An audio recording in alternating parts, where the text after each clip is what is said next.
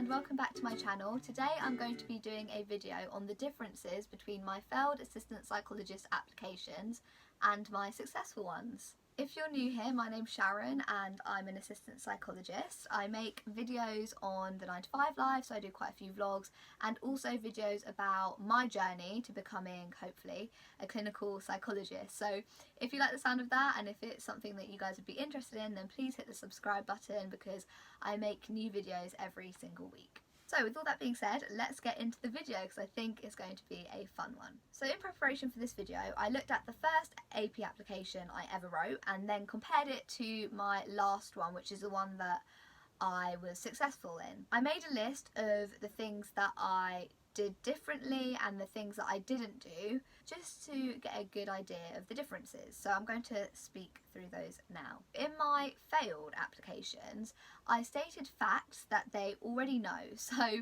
in one of my applications, I was applying for a learning disability team, and in that I wrote what the definition of a learning disability is, and it's like, obviously they know that, so there's no point in putting that in. It clearly doesn't matter because in my successful applications I didn't put in any facts at all, whereas at the beginning I remember looking at statistics and definitions and trying to include them in my supporting info, and I don't think that's what they're looking for. Also in my failed one, I used statements that downplayed my abilities, which is so weird. I would use phrases such as, I have a brief understanding of this, and it's really weird that I would do that. It just shows that I wasn't confident in myself, and when you're applying for jobs they want to see that you're confident in your own abilities, because if you're not confident in your abilities then no one else is going to be either. Another thing I did in my failed application was that I copied and pasted the opening paragraph. I feel kind of ashamed saying this because it just shows that I was being lazy. And at the time I was just trying to apply to loads of jobs, kind of going for the quantity over quality, which is definitely not what they want. I had a paragraph that I would use at the beginning of my CV, and it started something like, I'm a dedicated individual who achieved a 2-1 blah blah blah blah blah. So it was very generic, and it also gave them information which they have already from the previous parts of the application process. Despite the fact on the person spec it says that they need someone with a 2-1 or above, you've already written your qualifications, so you don't need to include that in your supporting information, you know? Which leads me on to the next point. You don't need to include all of the person specification, and that is what I did in all of my failed applications. Is I literally tried to put every point from the person specification in my supporting information. Now, that made the application really choppy and disjointed, and it came across as a tick box exercise, to be honest. It made me sound like a robot. I think by not doing that in my successful ones, I sounded more like myself. It wasn't a tick box exercise to me.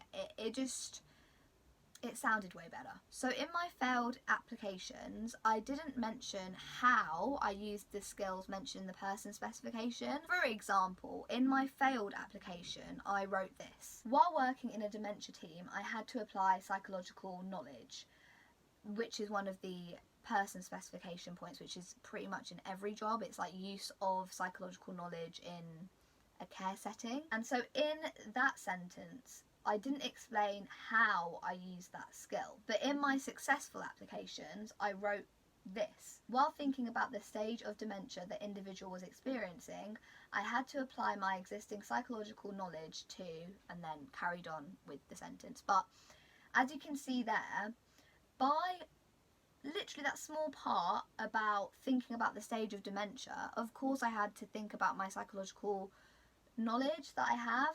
So it's just including that bit of information that shows them how you use the skill. Right, so moving on to the things that I did in my successful application. In my successful application, I showed my passion for the service and also for psychology as a career, which is so important. I mean, they're reading so many applications and they want to know that you really want it. They want to know that you're going to do your best. I would always think about the client group and why I wanted to work with that group in particular, what interested me about that group, And I also like to mention at the end of my supporting info why I have chosen the specific trust that the job was advertised in. So each trust has their trust values, and I would always look at those trust values and think about how they align with my own, and then mention that at the bottom and reflect on that. I think that is very important, and it helps you to not sound robotic, and it's a great way to start your application by saying, when I saw this advert it excited me because. In my successful applications there was a really good narrative to the way I was writing. It wasn't disjointed, I wasn't just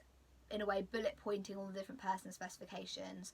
I had a plan, and that plan was to mention only the most important person specification points that there were, and then I would think about my most relevant job, or the job that gave me the most relevant experience, and then started off with that job. Once I had spoken about the points that was covered by that particular job, I would then bring in my other roles that I had done if I needed them, right? So I wouldn't speak about all of the jobs I've ever done in my life. I only spoke about the ones that have the relevant experience, but starting off with the one that had the most of that experience. Most of my supporting information was taken up by my honorary assistant psychologist post, because that gave me most of the experience. And then at the end I think I had a couple of lines about myself as an ABA tutor, and then also working at a care home, because I needed some extra points that the honorary assistant psychologist job didn't give me.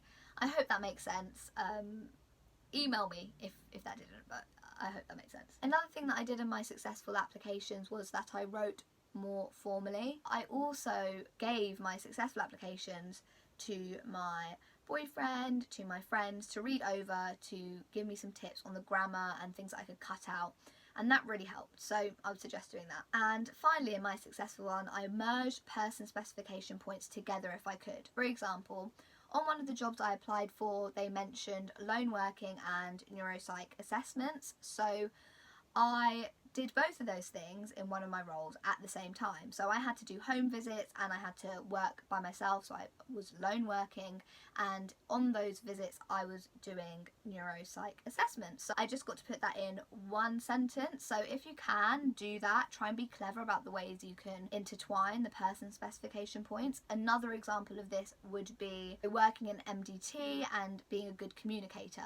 Typically on person specifications they will write something about understanding the use of an MDT or the ability to work successfully in an MDT, and then they'll also have a separate point about being good at communicating. So you can definitely put that in one point for sure. If you're in an MDT, then by MDT I mean a multidisciplinary team. If you're in a multidisciplinary team, then you will be practicing your communication skills, and I would think that you've got quite good communication skills if you're having to talk to different disciplines and different people and a team. But just to round this all off, I think the main difference between my failed application and my successful application was the fact that I gave brief examples of how I used the skill listed in the person specification point, and those examples just have to be really brief, like I mentioned before. So rather than just saying, oh, I have this skill, you need to say, I have this skill and here's how I've used it in the past. Another one of the main differences was that I only spoke about the most important person specification points and merged them when I could.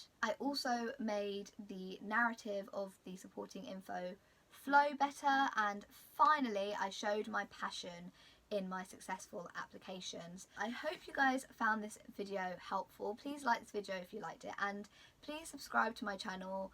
It means the world, honestly, and I really want to get to 1,000 subscribers by December. I don't know if I can do it, maybe I can. If you guys help me out, then we definitely can. I post videos every week, and I'm going to be doing more vlogs and assistant psychologist videos, and maybe even some stuff on the doctorate. I haven't finished my application yet. I was meant to submit it last week, but life got in the way. I'm stressed. It's fine. We roll. I don't know what I'm doing. Anyway, thank you so much for watching this video. Please like it if you like it, and subscribe for more content like this. And until next time, guys, I'll see you later.